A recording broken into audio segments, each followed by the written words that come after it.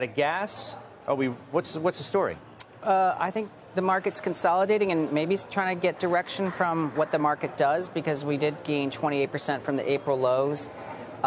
We got to digest that. Now we're in August, like the dog days of August, where liquidity is lower. And I think that we're still holding our breath because we're in a period where the Fed isn't going to make an interest rate decision until September. So some of the key macro is kind of on hold. So I think markets are wait and see, but I'd say that pullbacks have been shallow. Is it fair to say there's a more sober view from investors about stocks? I mean, you've been suggesting that this is a hated V-shaped recovery, even as we continue to climb this wall of worry until most recently where we've sort of sputtered in place. That's right. I mean, it's definitely the most hated. I can attest to it from our conversations with clients. We can see it measured in surveys like AAII, where there's stubborn bearishness net still. And then we did the rounds, Fundstrat did the rounds with a lot of our institutional clients the last 2 weeks. And I think folks are very cautious, which is actually good for stocks. They're cautious because, of course, markets have moved and our clients tend to be valuation sensitive. But I think adding to their frustration is that during that April downturn, many were selling their best names because they were trying to get defensive, and then they haven't fully reloaded yet. So I think that's why there's still room for stocks to go up. So your clients are valuation sensitive, which makes me almost want to laugh, because is anybody valuation sensitive to what's been going on in the market? We're historically well above the averages on the prices that you're willing to pay for stocks.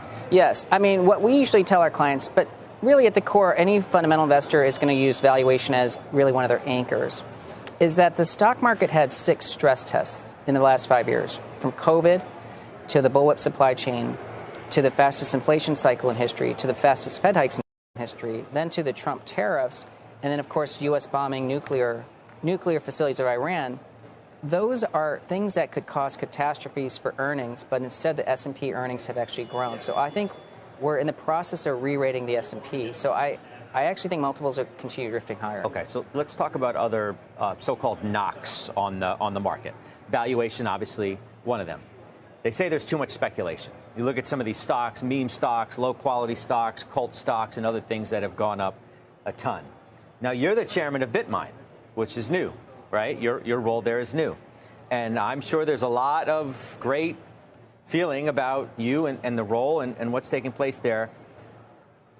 BitMine's up 65% this week, okay? It's up 1,000% since you became chairman. Respectfully, I mean, come on. What's happening with these stocks? What's happening with some of this fervor that feels like it's in the market? Well, I think the dearth of IPOs over the last 5 or 6 years has shrunk the number of stocks in the U.S. stock market. There's not even 5,000 listed stocks anymore. So these names that are IPOing are scarce, and that's why they go up. BitMine is really, in a simple way, you can value it on how much Ethereum it holds. When I joined as chairman, it had $4 of Ethereum held per share. That number is well over $25 today. So the stock isn't even trading at a high multiple of its Ethereum holdings. And it's well north of 25, but we've disclosed 25 previously.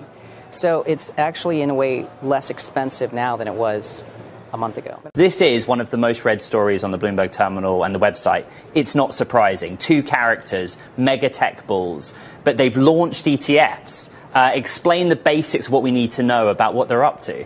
So these 2 ETFs really stand out in a sea of 4,200 ETFs in the U.S.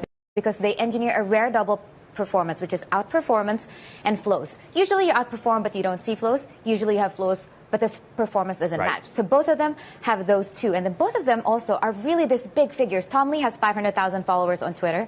Dan Ives has around 200,000. So they go straight to their retail investors, and they go straight to them with their ideas. And guess what? These retail investors buy them up by the billions. Isabel, their ideas go straight to a potential retail and institutional investor. At the same time, say Dan Ives comes on this show as a buy-side and sell-side analyst. He's coming on and trying to say, I'm independent, and my view is that these companies are going to go higher, and he does think they're all going to go higher. He's a perma-bull. But what if we start to question valuations? What if at some point he goes negative on the idea of certain stocks? Does that damage the ETF inflows? How does he remain independent in this way?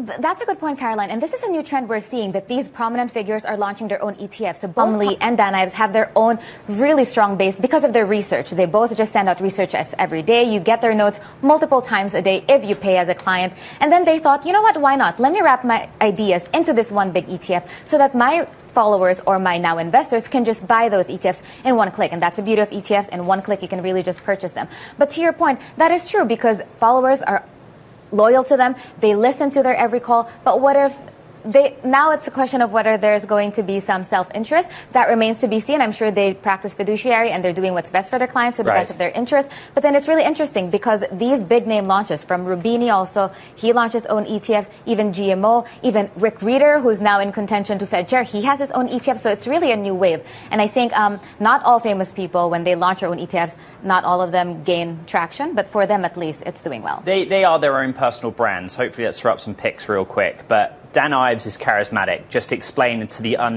those that don't know what he's like. Where do we begin with Dan Ives? Every quote he has is quotable. He wears these colorful clothes. He's always in a cap. Everyone is in black and white, and he's just really this big, bright, colorful figure. Tom Lee is the same. They make this big, audacious. Hey guys, welcome back to my channel. I hope you all are doing well today. So without wasting time, let's start our video.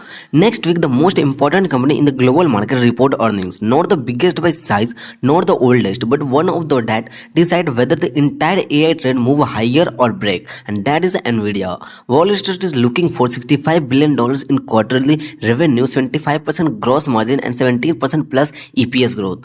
After a record quarter, so this isn't about the survival. This is about can the acceleration continue. And investors are not just asking for a beat. They want another multi-billion dollars upside. Backlog expansion prove that demand is still supply constraint. Because if demand is still constant, the AI cycle is not slowing. Here is the craziest signal that entire market. A 6-year-old Nvidia chips is still sold out. And that's not the hype, that's the structural demand. This quarter is already strong. The real question is how long does this cycle last? Into the 2026, in 2027 or beyond? Because that what's moved $1 trillion stock. The business is exploding and the stock is flat, which means only one thing: valuation is compressing. That's how a growth stock quietly become a value stock. OpenAI is not expected to spend almost not $1.4 trillion but about 600 billion through the 2013. And strangely, that's a bullish. Why? Because it's a realistic tied to revenue and fundable, which removes the biggest fear in AI trade. If Nvidia invests 10 of billions into the OpenAI, this is not a financial investment. This is a demand signal. They are using their own balance sheet to stay. AI spending is not slowing. New data shows the Blackwell classes system deliver up to 15x more throughput per megawatt, drastically lower cost per token. And the next platform another 10x jump. That's not the incremental. That's a moving target competitor have to chase.